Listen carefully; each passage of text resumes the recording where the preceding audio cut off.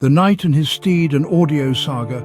Picture a knight in full armor, sturdy, robust and capable. Now picture his horse, swift, agile and powerful. Separately they have their strengths and weaknesses, but together they form a formidable duo, ready to take on any challenge. This is much like the relationship between a full-range driver and a horn compression tweeter in the realm of audio technology. In the world of sound, understanding the physics behind the equipment can seem as complex as understanding the tactics of a medieval battlefield.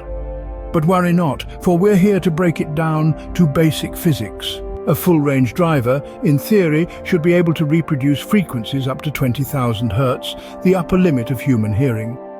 However, when it comes to practical performance, there are limitations.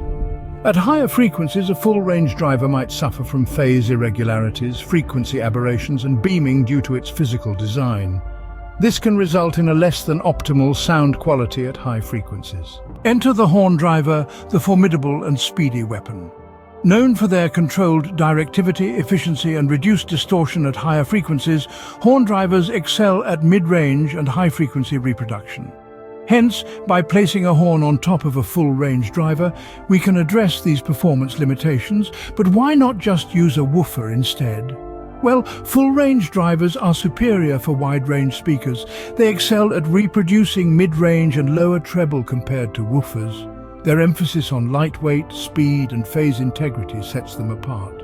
But how do we get these two unique drivers to cooperate and operate as one? The secret lies in the design of the crossover. This is the part that divides the frequencies and assigns them to each driver.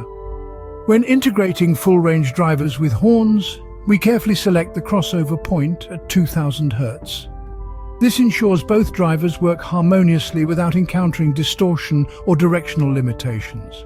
We allow a small gap and use complementary slopes in the crossover frequencies.